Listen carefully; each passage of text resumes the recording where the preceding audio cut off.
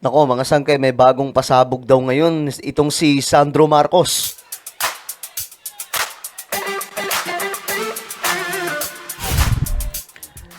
Alam niyo mga sangkay, itong panganay na anak ni BBM talagang nagpapakitang gilas ngayon, no?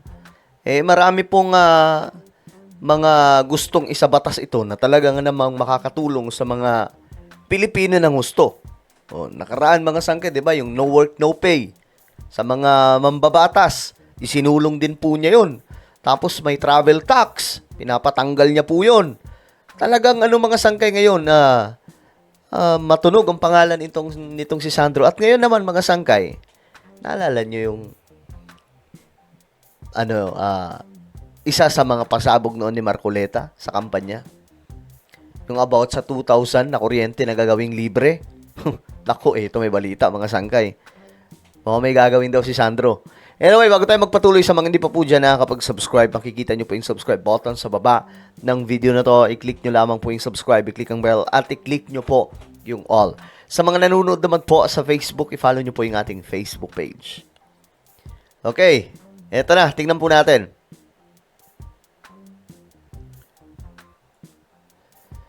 Eto, tingnan po muna natin. Ito po yung kinumpronta si Marcoleta ng kanyang ng isang kababayan po natin na bumoto sa kanya dahil po sa 2K kuryente bill na libre. Minuto naman kita, bakit ka mo, sir? Kasi nga, sabi mo, yung mga bill ng kuryente matatanggal. Ayan. Yung Talagang na lang, gagawin ko yun, kuryente na lang, hinihintay ko lang matapos divert yung budget yun. hearing. Kasi hindi naman ako masyadong bibigyan ng ayuda. Pero, Kasi daw hindi naman daw siya nabigyan ng ayuda. bakbakan yan, maniwala ka sa akin. Siyempre, sir. No! Minuto naman kita, bakit ka mo, sir? Kasi nga, sabi mo, yung mga bill ng kuryente matatanggal. Ayan. Yung Talagang na lang, gagawin ko yun, kuryente na lang, hinihintay ko lang matapos yung divert yun. budget hearing. Kasi hindi naman ako masyadong bibigyan ng ayuda. Pero, bakbakan yan, maniwala ka sa akin. Yan po mga sanggay, hanggang ngayon wala pa rin yung na yan, yung 2K libre na kuryente bill. Ngayon mga sanggay, ito na yung balita. Tingnan po natin to. May impormasyon na lumabas na itong si Representative Marcos, Representative Sandro Marcos file House Bill number 2700 kung saan libre ang kuryente ng mga pamilyang may 2,000 and below ang electric bill o nagkukonsumo ng 135. Parang ang mangyayari, ang tutupad pa nito ay itong si Sandro Marcos. Kita nyo yan? So, wala, mga sangka. Ewan ko ano magiging reaction dito ni Marcoleta sa niya dito. Kasi, isinusulong ito ni Sandro Marcos. Malamang, ang gagawin niya na lang dito, susuportahan na lang niya. Kasi hindi po siya ang nakapag-file. No? Dapat nga, kumbaga, ito yung kanyang priority nung una ni Marcoleta kasi kumbaga ito po yung naging campaign, parang campaign promise, 'di ba? Plataforma niya, kumbaga. Ngayon mga sanggay mukhang napabayaan niya. So ang gagawa ng pamamaraan para ito ay matuloy, mukhang ang anak ng presidente ng Republika ng Pilipinas. Pero alam nyo mga sanggay, itong si Sandro Marcos, matindi din po talaga ang ginagawa. Nakaraan, 'di ba? Isa sa final ni Sandro Marcos ay itong no work, no pay. Our country's lawmakers have a huge perk. Ayan, ito yun mga sangkay. Sandro Marcos files no work, no pay for members of Congress Act proposing lawmakers, no? Na magtrabaho. Hindi yung papasok lang, hindi yung elected official nga sila, pero nandun lang sa bahay, nagko-codem. Naglalaro, 'di ba? Kita nyo si tawag dito, si Meow Meow. Tinanong siya, bakit ka na late? Naglaro ako eh. Naglaro ako ng mga sa bahay, 'di ba?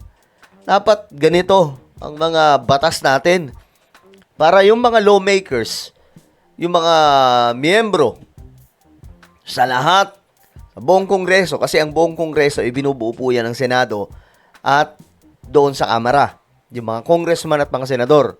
So lahat sila, hindi sila magtatrabaho, wala silang matatanggap na sahod. Mababawasan yung sahod nila. Kita nyo kasi mga sangke, di ba? Yung mga nag-work, di ba? Yung mga nag-work, call center o kung saan man. No work, no pay yun eh. Kapag ka, maliban na lang kung nakapag-leave ka, pag nag-leave ka, medyo yung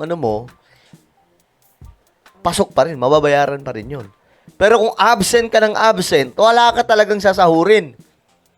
Di ba? Yung iba nga, sobrang laki dapat ang sahod, pero ang sinasahod na lang, kakaunti na lang, kasi kaka-absent. Ganun dapat sa mga ganun dapat sa mga kongresista. So, isa ito sa final ni Sandro Marcos. Ngayon, eto na naman.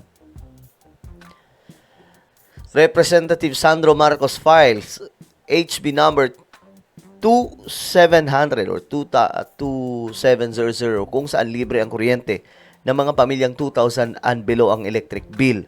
O, kita nyo mga sangkay. Nakakatuwa yan kasi makakatulong to sa mga Pilipino. Mga nagkukonsumo ng 135 kilowatt hour. Malaking tulong ito sa mga Pilipino. Kasi sa Pilipinas, di ba, yung kuryente po talaga, isa po yun sa malaking problema. Eh kung nagkukonsumo ka lang ng 2,000 pababa, libre ka na pala. Wala ka na pa ng babayaran. O, di ba, nakakatuwa? O, ngayon, sinong hahanapin ng mga Pilipino kung sino ang may gawa nito? Ayan, si Sandro Marcos. Hindi na po si Marcoleta. Eto, tingnan po natin yung mga nag-comment. Pamumulitika ang inaatupag ni Marcoleta.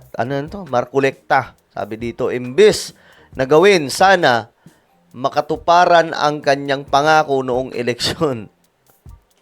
Shoulder po ng Meralco yan. Dapat ganyan, di yung 4-piece lang makinabang.